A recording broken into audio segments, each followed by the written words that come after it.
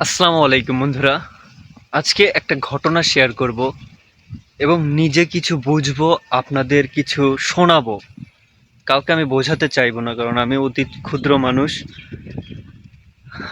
আজকে রাত ৩টার সময় হঠাৎ করে ঘুম ভেঙে যায়, শুনি আগুন ধরেছে পাঁচবাড়িয়া গ্রামে। তো যাই হোক, আগুন ধরে একটি খ্যারের পালা পড়ে গেছে, খড়ের পালা। তো আজকে এটা নিয়ে কিছু কথা বলি। বিদ্যুতের খাম্বার নিচে আমার মতে খড়ের পালা দেওয়া উচিত না। বিভিন্ন অ্যাক্সিডেন্ট হতে পারে। আর একটা জিনিস খুব ভালোভাবে মনে রাখবেন, অযথা শত্রু বাড়াবেন না। আমরা না চাইলেও শত্রু আমাদের হয়ে যায়। খুব ছোট ছোট বিষয় আমাদের শত্রু হয়ে যায়, হিংসা থেকে, অহংকার থেকে, বিভিন্ন কারণে। শত্রুতার কারণেও বিভিন্ন ঘটনা ঘটে। তো ওই সাবজেক্টটা বাদ। আগুন লাগছে বাঁশবাড়িয়া গ্রামে, একটি খড়ের পালা পড়ছে, এই সাবজেক্ট এখন বাদ। এটা নিয়ে আর কিছু বলবো না আমি। তো আমি বলতে চাই,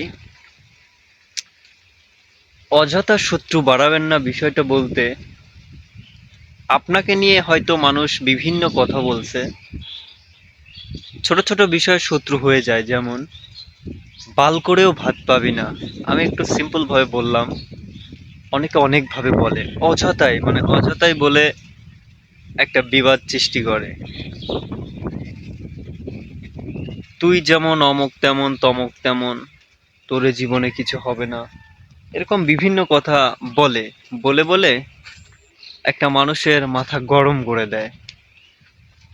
অথচ তৈরি করেছেন উনি, উনিই ভালো জানেন উনি কি করবেন। তো মানুষ বলে বলে একটা হিংসাত্মক মনোভাব তৈরি করে, অহংকার করে। এগুলো আসলে হয় কারো যদি আপনার থেকে টাকা একটু বেশি হয়, ছোট থেকে বড় হয়, এ সকল মানুষগুলো করে। যারা অশান্তিতে ভোগে, তারা মানুষকে কথা শুনিয়ে খুব মজা পায়, আনন্দ পায়। একটা মানুষকে একটা খোঁচা দিলে তার মধ্যে আনন্দ লাগে। বিষয়টা আসলে এরকম। তো আপনাকে যদি এরকম কেউ কিছু বলে থাকে, হাসুন, হেসে উড়িয়ে দেন। হ্যাঁ, পাবো না, বাল করেও পাবো না। হ্যাঁ, পাবো না, কিন্তু একটা কথা বলে দিয়ে, যে যদি বাল করেও না পাই, আল্লাহ তাআলা যেন আপনার বাড়িতে আমাকে নিয়ে না যায় এক থালা ভাতের জন্য।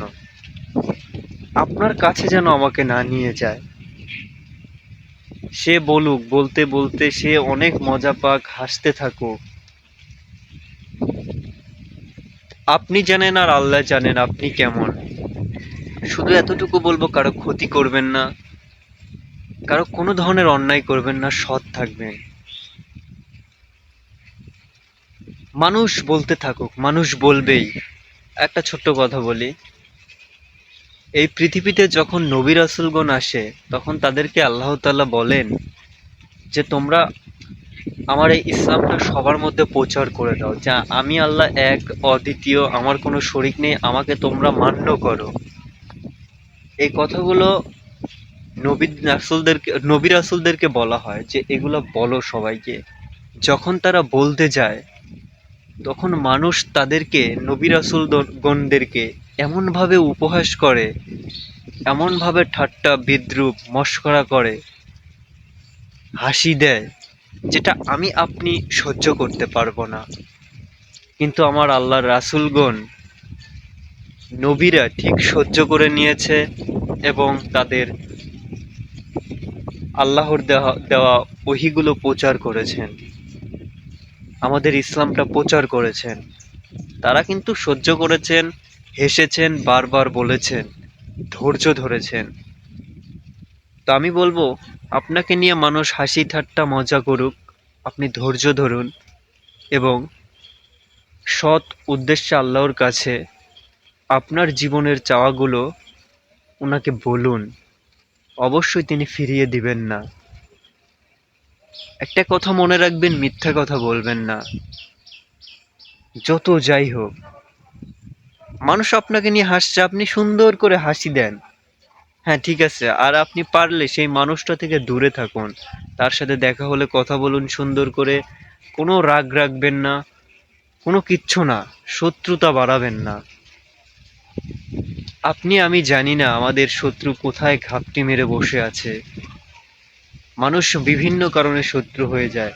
টাকা হয়ে গেলে, অহংকার হলে, আপনার থেকে বড় থাকলে।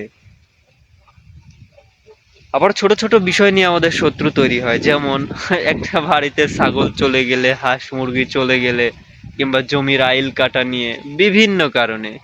যেই জমির আইল আহ যতটুকু থাকার দরকার ততটুকু থাকে না, কাটতে কাটতে কাটতে কাটতে আরেকটা জমির ভিতরে চলে যায়, কিন্তু মরার পরে সে সেই 3.5 জায়গা পাবে কিনা এটাই সন্দেহ। যেমন করোনার সময় বহু মানুষ মারা গেছে, যাদেরকে গণকবর দেওয়া হয়েছে, ফেলে দেওয়া হয়েছে। এই জীবন কি? একদম তুচ্ছ। যে কোনো মুহূর্তে এই প্রাণটা চলে গেলে সব কিছু পড়ে রবে, কাফনের কোনো পকেট নেই। সত্যি। তো যাই হোক, আপনাকে নিয়ে মানুষ বাজে মন্তব্য করুক, খারাপ বলুক, আপনি তাদেরকে অ্যাভয়েড করুন। দেখা হলে ভালো করে কথা বলুন, মিষ্টি হেসে কথা বলুন। এতটুকুই। ভালো থাকুন, সুস্থ থাকুন। আসসালামু আলাইকুম।